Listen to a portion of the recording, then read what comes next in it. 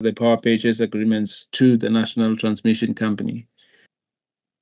Welcome, and we hope that you would find this fruitful. We do not intend to spend a lot of time for today. It would be a very short meeting, but nonetheless, thank you for your interest. May I then come back to item number 5? And in item number 5, I'm going to request the regulator member primarily responsible for electricity regulation at NERSA, Mr. Nhlanhla Gumede, to take us through. Mr. Gumede, you have the floor. Thank you, Chairperson. Good afternoon again to you and the members and the colleagues and the members of the public that may have joined us in this meeting. Firstly, Chair, I'd just like to thank yourselves and the members for agreeing to have this special meeting on such a short notice, which is really appreciated. We thank you. As indicated, the actual request today is for the Energy Regulator to consent to the transfer of rights and obligations under the power purchase agreements, PPAs, from Eskom to the recently licensed National Transmission Company of South Africa, but in respect of the NTCSA as a trader. There are in essence 3 issues that the Energy Regulator is requested to approve. Firstly, is to approve that the powers and duties of Eskom Holdings SOC Limited under the PPAs that were concluded in terms of Section 34 of the Electricity Regulation Act be assigned to NTCSA. That's number 1. Number 2 is also to then approve that the NTCSA be issued with a cost recovery letter for the Section 34 IPP projects, to be a letter of comfort. Number 3 it's a broader one, to approve that the amendment of the IPP generation licenses, which are listed in Annexure 1, that in their PPAs that Eskom is substituted by NTCSA as a buyer using Section 16(1)(d). I'll give a little bit of a background, Chair. Firstly, maybe just to start to say this is it's the first time we are doing this in terms of the Section 21(1), and therefore, firstly, there is no approved internal NERSA process for it, and secondly, the matter is not delegated to any committee, and hence it had to come back to the owner of the powers, the Energy Regulator. So, in respect of the delegation in terms of authority, we had to use something closest to that, which was the Section 34s, because of reference to IPPs. But in fact, it's a matter that is handled under Section 21(1). This matter did serve before ELS, and the ELS recommended this with the following announcements. And these announcements, I will talk to them briefly under Table 2 on page 10 of the RFD. And also, there were some gremlins that had crept in and in the RFD. And an attempt has been made to effect the changes of those things that were identified. However, Chair, considering the time it is taken between the ELS meeting and today's meeting, I'm sure that not all of those issues have been done properly. So we will still need to put this through language editing, also to be specific around the issues of the issues that were mentioned, that should not have been mentioned in the manner in which they were. So this is still going to have to go for proper language editing. Before I come back to the recommendations, Chair, to the decision that is sought, I thought it may be useful just to give an indication to preempt perhaps some of the questions from the members that may arise. Firstly, we know that this matter has been referred to as has been delayed within NERSA. However, if one looks at paragraph 2.4 of the RFD, we do indicate that it's only December 21st, 2023, last year, December, that a proper application was received from Eskom. And I'll talk to that a bit in terms of that table, as mentioned, Table 2. But before we go to that, I'm just going to highlight a few paragraphs on the RFD preempt the questions, likely questions from members, is that this particular application is made in terms of Section 21(1) of the Electricity Regulation Act, which provides that no licensee may cede, transfer any powers or duties to any other person without prior consent of the regulator. So that we've interpreted consent as being an approval. However, it is on these matters, especially matters pertaining to the power purchase agreements, that the regulator is not party to, does not approve either. That it only notes is that it's the consent that is being sought, and the attempt has been to then provide a proper analysis to allow the regulator to give such consent. We thought it was also important to note that the regulator needs to do this, but observing other legislations, in particular Section 112 of the Companies Act and Section 1161A of the same Companies Act. That is on paragraph 3.7. Which governs all of these transactions, the measures and the measures and acquisitions. In so doing, however, the regulator, even though as you give consent, the regulator should balance the interest of parties. That is, there are two parties here, in particular Eskom and the NTCSA, but they are affected affected parties, the IPPs and the lenders.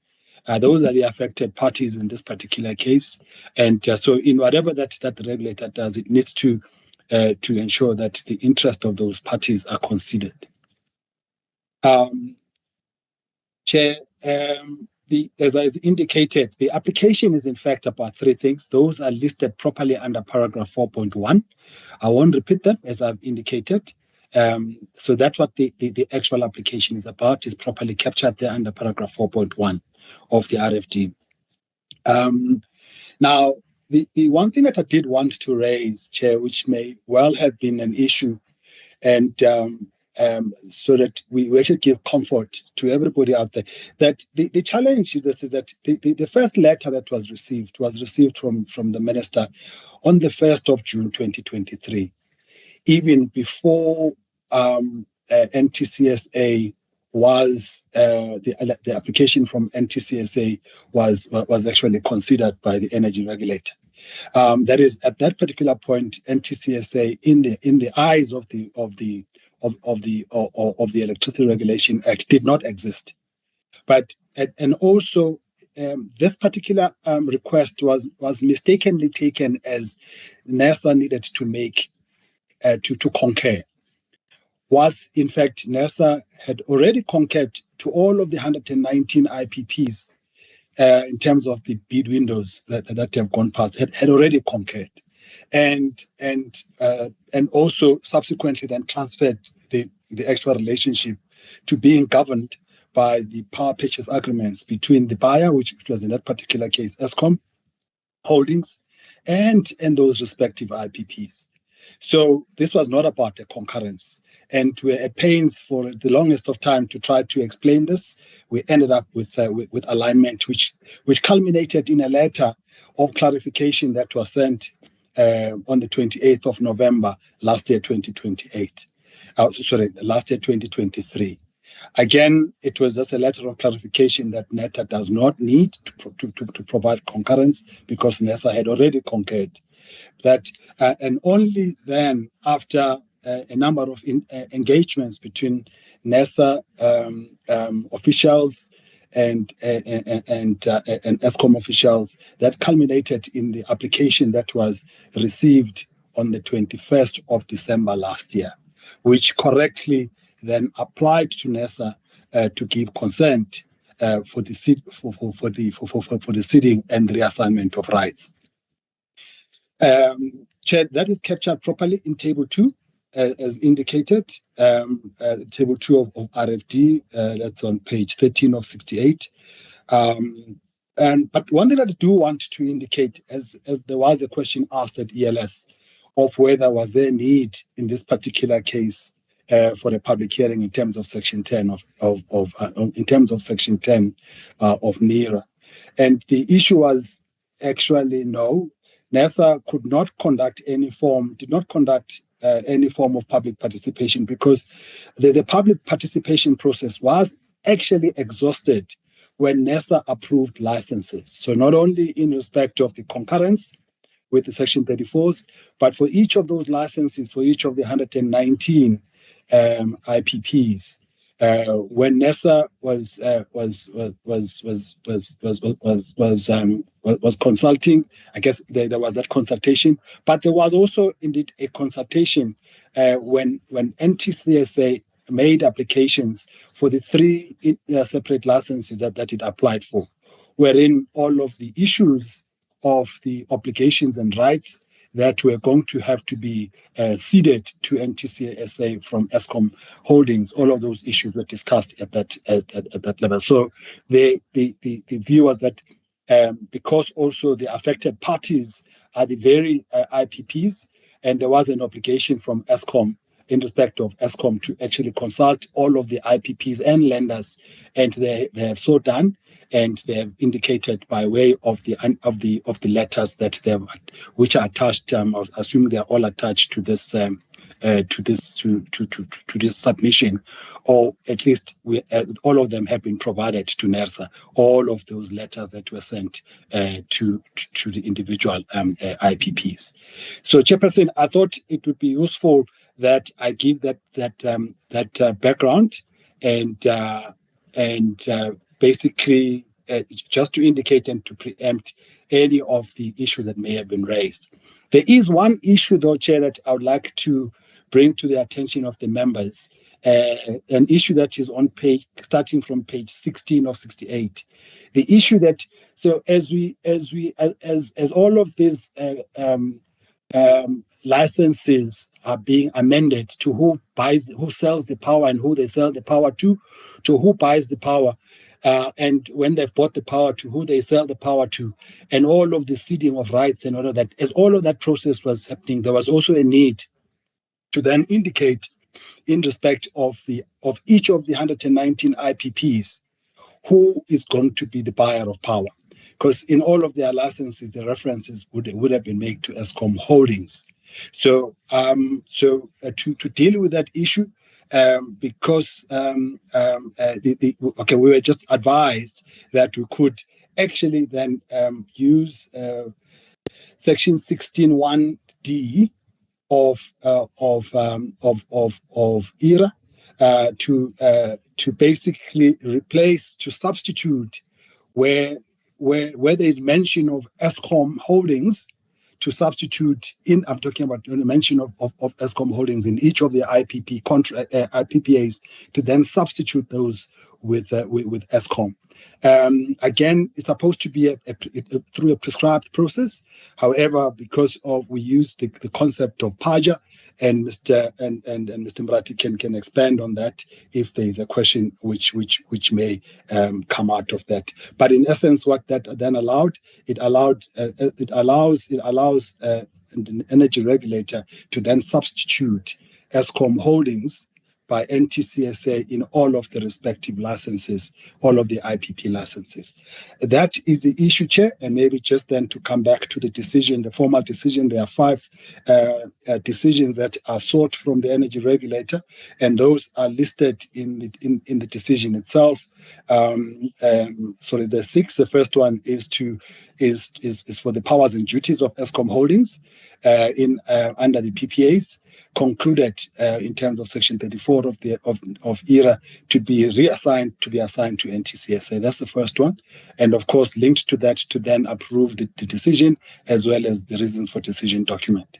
Number 3 is to approve that Eskom be issued with it's actually a letter of comfort, but issued with that cost recovery letter for the Section 34s, and then number 4 to approve the amendment of the independent power, the IPP generation licenses, which are listed in Annexure 1, by substituting Eskom with NTCSA as the buyer, using, in terms of Section 16(1)(d), as a consequence of the fundamental decisions taken by the Energy Regulator and conclusions between Eskom and IPPs. And then 5, approve that the RFDs be shared with the RFD be shared with Eskom, of course, after proper language editing. And then number 6, that the RFD document be published on the website. Thank you, Chair.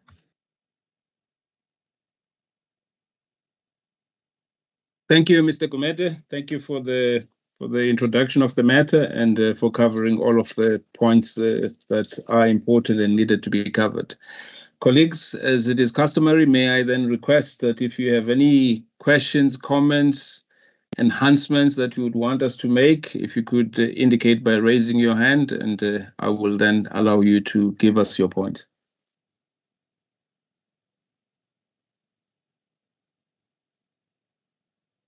Mr. Gumede, it sounds like it was very clear. Oh, I've got Mr. Mkhize and then Mr. Spanda. Mr. Mkhize, you have the floor. Thank you, Chairperson. And thanks. I think just apologize because I think I confused the Secretariat with my signing in as guest. But that is what this application could allow me. I would just like to ask just some few questions for clarification. I'm a member of ELS. I hope I'm not abusing the platform. But if I look at the application, I'm not so sure about this cost recovery letter as to what empowering provision is there for the cost recovery letter, and if it is due seeding, why would there be such a need for a letter of cost recovery? And then when it comes to section 5.1, if they can just explain what the amendment is, even in writing, was under 5.1.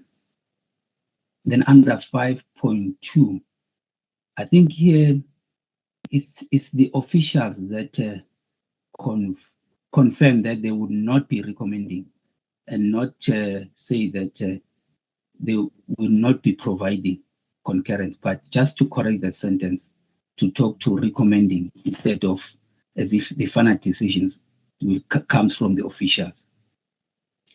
And then I'll just also like to then understand how section 21.1 is coined. It says without prior consent to the regulator, and I think it would help to put it more succinctly as to what would then give rise to such consent being granted or not being granted. I note that in terms of the actual prescription of how things need to be done might not necessarily be very clearly delineated, but I think it's important to just give one an indication so that one can follow through the submission much more clearly. And then the other thing, I think there's a place where they talk of 3 licenses under page 9 of 68. I'm not so sure whether are these 3 licenses or 3 categories of licenses at the top under 2.1. And then under also 2. Okay, the other things are just small gremlins that I would like them to attend to. I would just forward to share my annotations with the acting EM.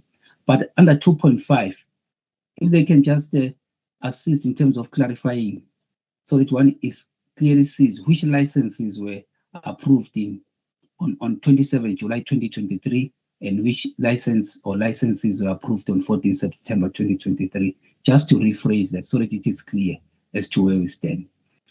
I think I'm done, Chairperson. Thank you.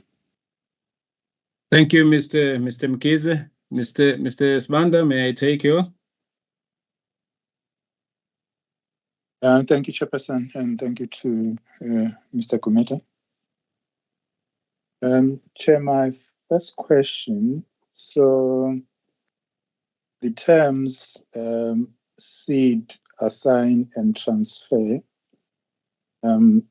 have been used interchangeably throughout the memo and the RFD, and I just need clarity whether these terms all mean the same thing, because in one instance we talk of assign, in another instance we talk of seed, in another instance we talk of transfer. So I'm not sure whether these actually mean they mean one and the same thing. If that can be verified. And then on page 2, that's the covering memo, right on top. There's reference to concurrence with the ministerial determination. And Mr. Gumede clarified that this is not a concurrence. And so I had a question even before that to say, is this a concurrence or not? So maybe that can also be corrected if it is not clarified. And then regarding the process, I was just wondering why this has taken this long, because if you look at the decision-making process on page 13 of 68, it looks as though we waited for Eskom to send out a communication to IPPs before we could conclude the matter. But in the RFD and also from Eskom's own application letter, that communication with IPPs was not, how do I put it? It wasn't required or compulsory per se, but Eskom did it anyway, because I think we requested Eskom to do so. But I'm just wondering, why did we have to wait for that letter to be sent out to IPPs if it's not a requirement that the IPPs be notified of this ceding or transfer or assignment of the powers, because their consent is not required. And then on page 29, sorry, page am I on? It's page 11 of 68. Yeah, it is page 29, paragraph 3.7. That actually is, I think it's that whole paragraph, I think needs to be rephrased because the first sentence is incomplete. If that can be looked into. And then on page 12. Sorry, Mr. Sibanda, you said this is page 11 of 68. Yes, paragraph 3.7. Okay. That is supposed to be just one sentence. If you read the first sentence, it's incomplete. I suppose it was supposed to be joined with the second sentence. And then on page 12, similar to what Mr. Mkhize has raised, that paragraph 5.2 and 5.3, it's either we can rephrase that and simply refer to or rather just remain with paragraph 5.1 and 5.4, or clarify that in terms of 5.2 and 5.3, I don't know whether there was an ER decision on this. If there was, then we need to refer to the ER decision. Otherwise, rephrase it in such a manner that it doesn't sound as though this was a NERSA decision, because there was no such decision if this was just a communication between Eskom and management. So if that can be clarified. And then on page 15, paragraph 7.1.6. I think we can perhaps just indicate that designation by the minister was done. Otherwise, the paragraph or the sentence or the statement sort of like remains hanging, and as though there was no such designation. So maybe just to complete that issue, we could state that that designation was done. And then I also had a question regarding the cost recovery letter, as well as the amendment of the licenses, because I thought that the amendment of the licenses is actually consequential. It's a consequential matter arising out of the assignment or cession of the powers, and therefore does not necessarily need to lead to the physical amendment of the licenses. Maybe that can be clarified, because if you read paragraphs 7.2.5 on page 16 as well as 7.2.6, it's not quite clear, Chair, what we are saying in those two paragraphs. Maybe colleagues can clarify. After reading those two paragraphs, I was left with a question that says, then what? What are we saying? Are we amending the licenses? Are we issuing the cost recovery letter? So those two are not quite clear from the RFD. What exactly then are we saying, or are we saying that the amendment is consequential and therefore does not necessarily need to be effected physically? Or so maybe just clarity there, Chairperson. Thank you, Chair. That's all from me. Thank you, Mr. Swanda. Ms. Maseti, I saw your hand. Still up? Yes, Ms. Maseti, you have the floor. Thank you very much, Chairperson. Chairperson, I might have missed this during the discussion of this matter in the ELS. The issue that I just want to raise, Chairperson, relates to paragraph 3.7. The clarification of the application of Section 137 of the Companies Act. Chairperson, I see there that we keep making examples of a measure, like the two parties have merged. I'm not sure if that is actually the case here with regards to the NTSA as well as Eskom holding, whether now we are talking about a merger as we give examples there, or we're simply talking about maybe the acquisition of assets. The assets are acquired by the new entity that we have licensed. So it means it will be the transfer of those relevant assets as a going concern to the new entity. So it's more on the acquisition side. So I'm just not sure whether we are correct there by making reference to merging parties. If that was the case, I'm sure it would have been a notifiable transaction to the competition authorities as well. So it would mean that when we read that section, 137, it will have to be read also with Section 12 of the Competition Act if we want to phrase it this manner. But we need to just clarify that if it's a sort of a transfer of the assets, that will now be utilized by the new entity that we have licensed, Chair. I just want to raise that so that the articulation is very clear. Thank you, Chairperson. Thank you. Thank you, Ms. Maseti. Colleagues, the time is 20 to 4.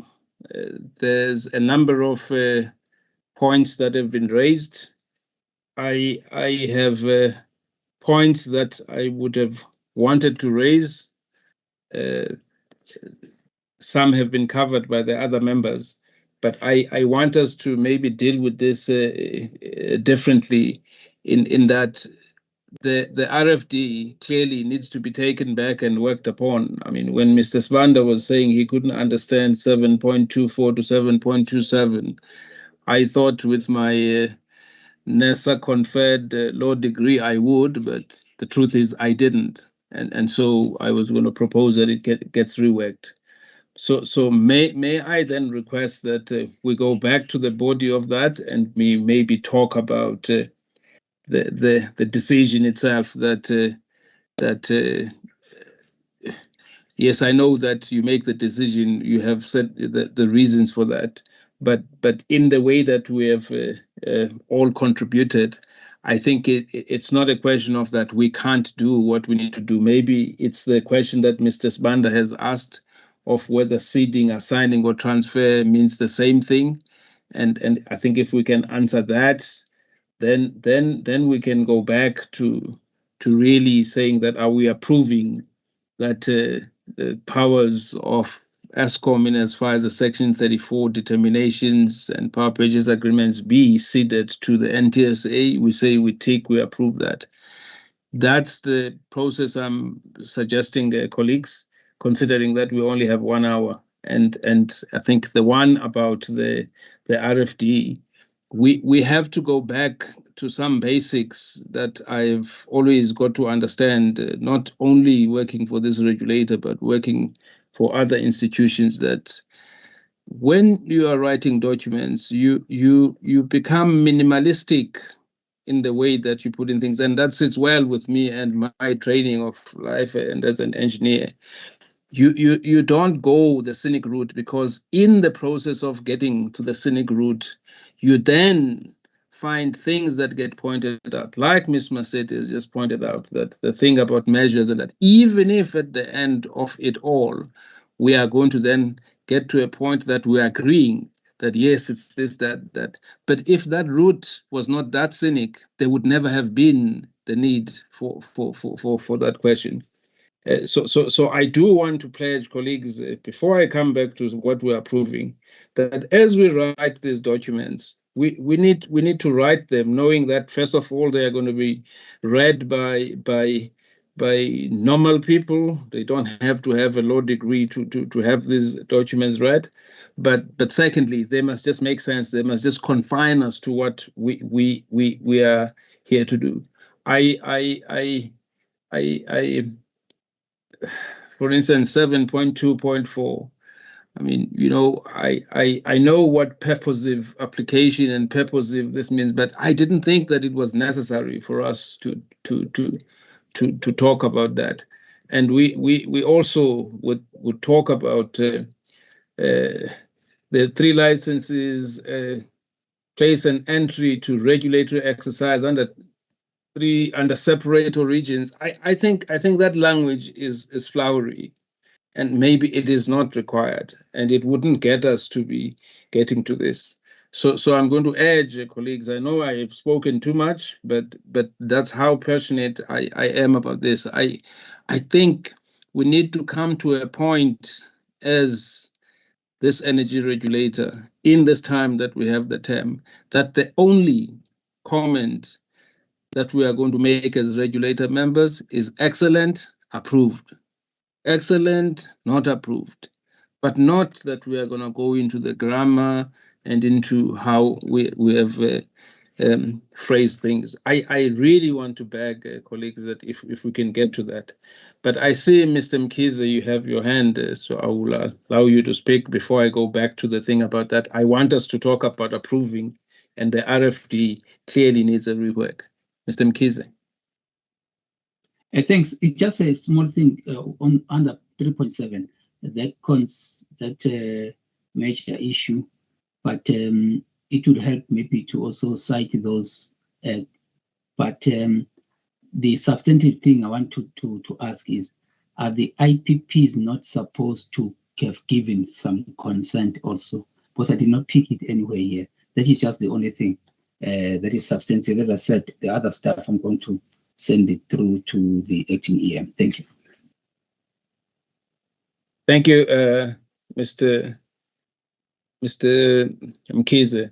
I think there was somewhere where I'd read, maybe, sometimes when you know something, you don't know if you read in this document or you know it from elsewhere, that yes, there are letters that were sent back by the IPPs confirming this consent. I don't know if it's in this document or not, but be that as it may, I do want us to go back, colleagues, because like we said, we have 1 hour and I think we must use this hour properly. Can we go back to the recommendations and as they are listed either on page 5 or page, let's take the ones on page 5 of 68. The first one, may I find out from the members if they are, with the information that they have, they are happy to approve that the duties and maybe before we do that, can we just get the confirmation? Because I think Mr. Sibanda, your question was pointing at you don't know which one we can do. Seed, assign, and transfer, meaning the same thing in the Electricity Regulation Act. Mr. Kumede, you can direct whoever needs to respond. Chairperson, I will, Chair, firstly, just to thank you for the guidance, but to indicate that, as indicated, the meeting of ELS was on the 8th, and we have a meeting today, and as indicated, the RFD definitely still needs to have a bit of working on. So we appreciate the question that been asked, and that will be improved. But I'll ask Mr. Murati to indicate, but section 21.1 talks to seeding and transfer. But Mr. Murati, you can add in terms of the assign, whether do they all mean, but that section, it talks to both seeding and transferring of rights. But Mr. Murati, maybe you can assist further. Mr. Murati? Thank you, Chairperson. Would be brief in terms of trying to put in a simplest of explanations that session, transfer, and assignment. Session is the transfer of a right from one person to another. Similar to transfer is a transfer of obligation from one person to the other. And to assign, it's a combination of the two in law. So they almost say the same thing. Hence the usage of the different languages. And even in the Electricity Regulation Act itself, they use the wordings interchangeably. In one reference to it, section 20 subsect, I think it's 20 subsection 5. They use the word assign and also the session chair. Thank you. Thank you, Mr. Murati. Mr. Sibanda, are you covered? Yes, I am, Chair. Thank you. Thank you. Colleagues, may I then take you back? By the way, colleagues, I was proposing a way forward, that the way forward is, can we go to the decision and we just deal with these decisions one by one? And I know that there was a thing about the cost recovery letter for the Section 34 IPPs, and I think we can talk about it when we get to it, but I just want us to start with the first one. Are we happy to approve that the powers and duties of Eskom Holdings under the PPAs concluded in terms of the Section 34 determinations be assigned to the National Transmission Company of South Africa? By show of hands, colleagues. Got Mr. Beer, Mr. Mkhize, Mr. Gumede, Mr. Mane, Mr. Spanda, Ms. Maseti, and Ms. Mbungose.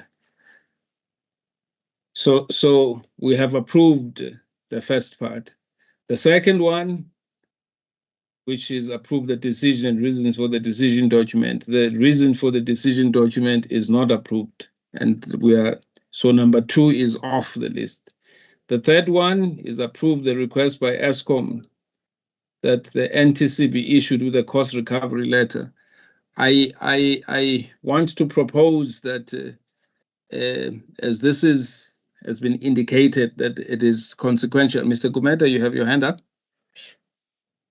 Thanks, Chair. I was hoping that the explanation may help in the sense that even after we've concluded this Section 34s, when the IPP office then announces any of the preferred bidders, Eskom always comes to us for this cost recovery letter, which is always indicated that we are bound by Section 34.3. And therefore, it's never been something that has been necessary, but it's something that Eskom always asks for. And it's not. It's something which is consequential in respect of that Section 34. However, we've always also just written to them to say yes, of course, in respect of the MYPDs of any of the allowed revenues that would have been allowed, the cost recovery of all of the Section 34s has now been included into that. So basically all they were asking for is just a letter of comfort. Okay, may I then just come back, because it was Mr. Spanda who asked that. Mr. Spanda, this is really a communication and like clarification matter. Are you comfortable that we can approve that this must be clarified to Eskom again? Mr. Spanda? Yeah, Chairperson, it sounds to me there is no harm in doing so. So I'm with that. Thank you. Thank you. So, colleagues, we are now on recommendation number 3. Clearly, on recommendation number 2, we are just going to delete recommendation number 2 because approve the decision. I mean, it's the decision, and it's the reasons for the decision document that we are not approving. So, on number 3, colleagues, by raising your hand, please indicate if we are approving. I've got Ms. Maseti, Mr. Bia, Mr. Gumede, Ms. Spanda, Mr. Mkhize, Mr. Mane, and Ms. Mbungose. Advocate Zitole? My hand is Yes. up. Okay, thank you. We have a decision, so we're approving that. The next one is that we approve that the amendment of this is number 4 now, amendment of the IPP's generation licenses as listed in that as the buyer and in terms of Section 16(1)(d), as consequent of the fundamental decision taken by the Energy Regulator and conclusion by Eskom and the IPP. I would prefer that we shorten this, that we are then going to approve the amendment of the IPP licenses as listed in that, as required by the Electricity Regulation Act. Can we have it as such? Because this is long-winded, and all we are approving is that there would be amendments that would be required. Whether I know that there's something about consequence of the fundamental decision, but can we simplify it that we're approving that the IPP generation licenses that are listed in Annex 1 will be amended accordingly? Colleagues, any opposition to that, Mr. Gumede? No, Mr. Support, Chair. Okay. All right. I've got Ms. Maseti. So we're raising hands to approve. I've got Mr. Mkhize, Advocate Stole, Mr. Bia, Mr.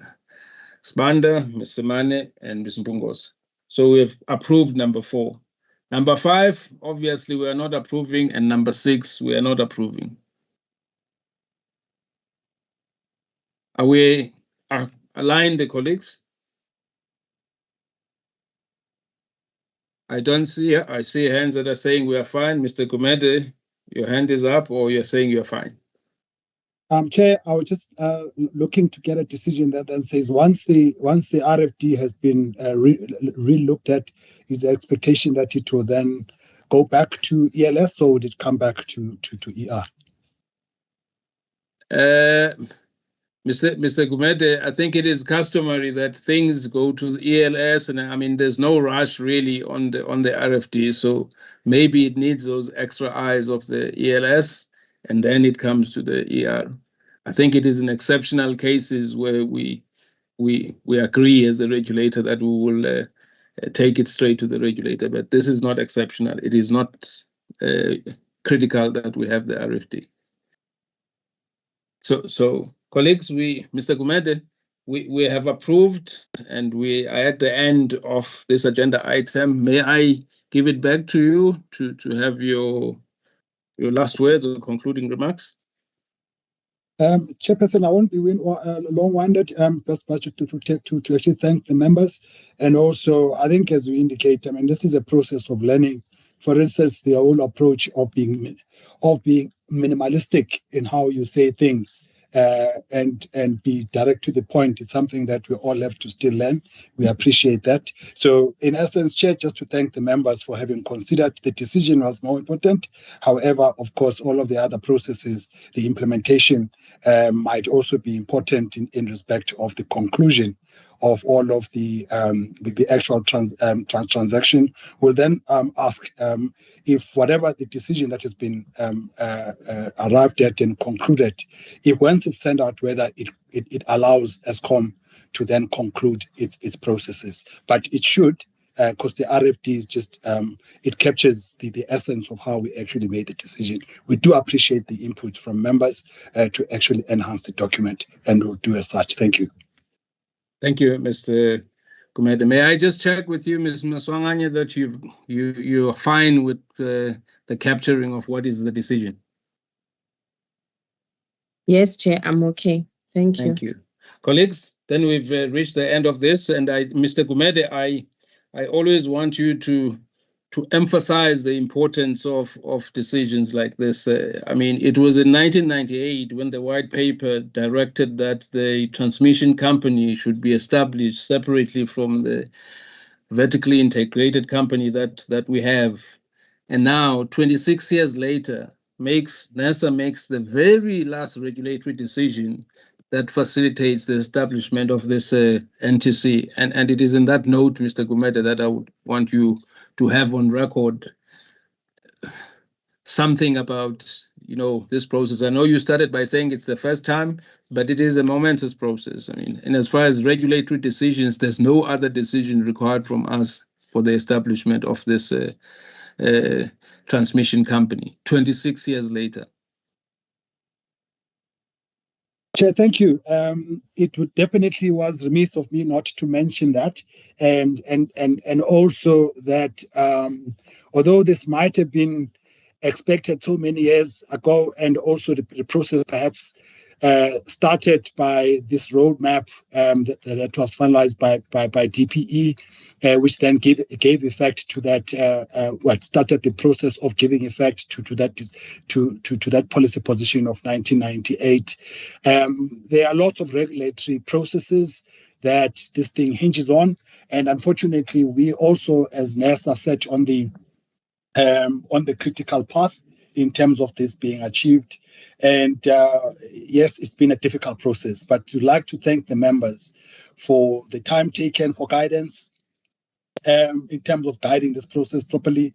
Yes, it might have been done outside of whatever procedures that we normally have for any of the things that we do on a repetitive basis. This is a once-off kind of thing, but it is a once-off that creates, hopefully, sets the South African electricity industry on a correct path where the actual transmission is taken out, transmission and system operation is taken out of Eskom Holdings, although Eskom Holdings still remains as a shareholder. But it is a momentous occasion that we do hope that of all of the other outstanding issues that may stand in the way of this entity, NTCSA, being fully operationalized on the 29th because the final decision has got to be made by the 29th of March, is that so that by the 1st of April, we'll have a fully functional NTCSA, and to be useful to then recognize all the work and the effort that the energy regulator has done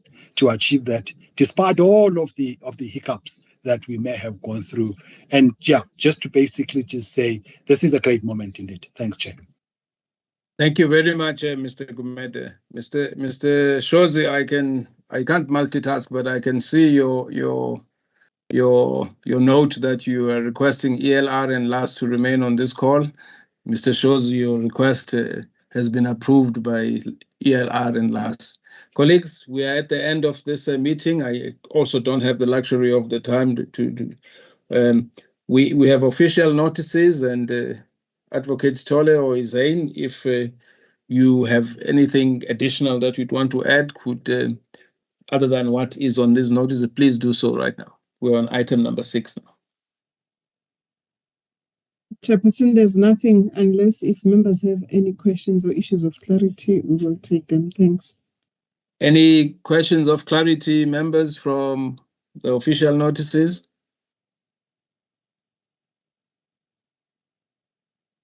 Gerald, I apologize. I forgot to request that we close the meeting, but may I then request that you close the meeting? And may I thank the members of the public, and I think Mr. Gumede has really laid down the brief and what this decision to the energy regulator, to the South African electricity supply industry, and to the general public at large, what this decision means. So thank you for your time and your participation.